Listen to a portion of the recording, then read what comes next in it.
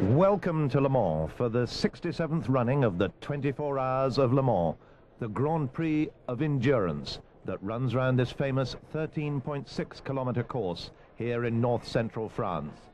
Just a few minutes to go now before the cars are finally lined up to set off around the 24 hours. The funfair, the Hawaiian Tropic Girls, the drivers have been paraded in the new open Audi coupes, and here on the front of the grid is Martin Brundle, the British driver making his annual return to motorsport and time off from his television Formula One duties in order to drive the lead Toyota.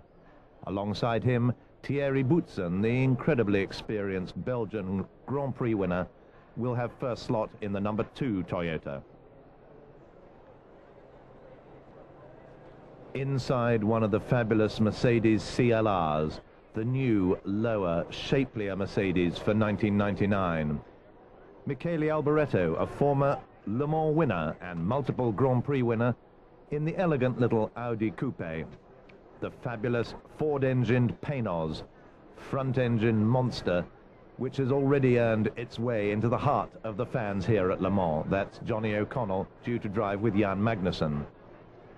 The Nissans are here as well, with a rather curious-nosed Spider format of car, with Eric Coma due to take the first stint in the lead car. Audi Sport UK have built a coupe as opposed to the open Audi, and that will be started by Andy Wallace, a very experienced British trio there of Wallace, Weaver and McCarthy. Yannick Dalmas here, already a 3-time winner at Le Mans, prepares to start the second of the elegant open BMW V12 coupes. And this has to be the likely class winner in the GTS second, more production-based class, the Oreca Chrysler Viper, to be driven at the start by Olivier Beretta. There are Porsche's 911 GTS cars as well, up against the phalanx of Chrysler Vipers, and Jean-Pierre Jarier, the 52-year-old French Grand Prix driver of the 1970s, has to be there as a quickie. So, Toyota at the front, up there with Mercedes, BMW and the open Audis, and just in the top 10, the first of the Nissan R391s.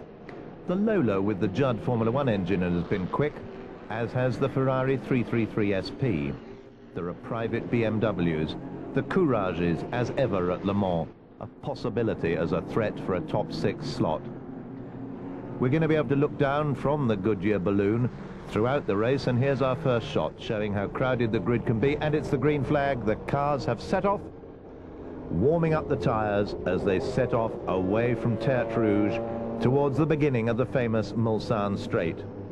Here we see them coming into the slightly banked corner of Indianapolis and coming on out to Arnage. After the right-hander at Arnage is now the fastest part of the course because of the chicanes now in the Mulsanne Straight, and we'll see the certainly Mercedes and Toyotas touching 220 miles an hour. They then wind their way back through the Porsche curves and up to the start line, and straight away it's go. It's 4 o'clock on Saturday.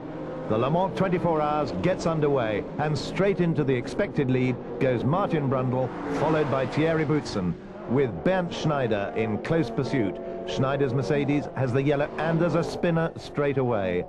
Mr. Kato from Japan in the private Go Motorsports 98 BMW has not made himself very popular, putting Johnny O'Connell in the Paynos, the second Paynos, onto the gravel, nearly, oh dear, taking up one of the Courages. So, onto the Mulsanne. It's Toyota. Bernd Schneider's Mercedes has the yellow wing mirrors, always identifiable.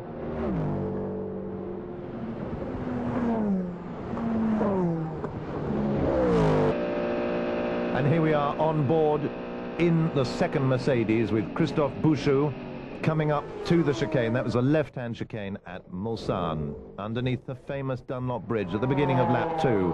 Martin Brundle leads from Thierry Boutsen. A glorious day here at Le Mans. And already Brundle is right down there to 3:37. That's only fractions away from his qualifying time.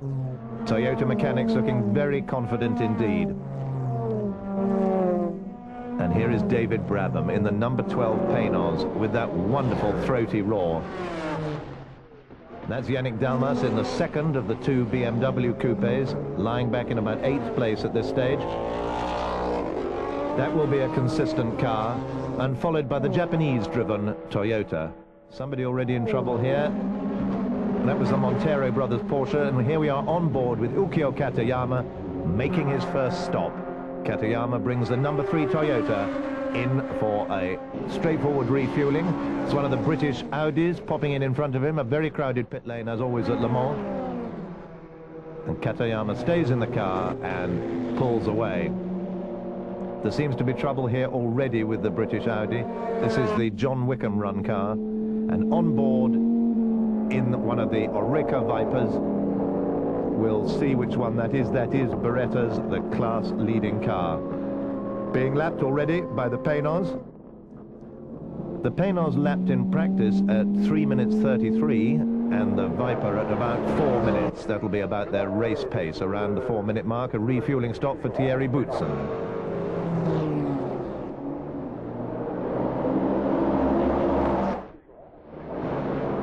Fuel only there, though you can see the brake cooling fans that Toyota are applying, and blasts away. But be careful in the pit lane. And that's Steve Soper. Steve Soper spinning, just where we were saying to be careful at the exit. Steve Soper has spun the private Thomas Pachero 98 BMW on the way into the pit lane. That'll embarrass him. Michele Alboreto sets off again in the open Audi, and Martin Brundle makes his scheduled stop. Now this is a tense time. Brundle wants to keep the lead. He wants to keep his track position. And in at the same time is the second of the Mercedes, that's Christophe Bouchou. And Bouchou is staying in his car.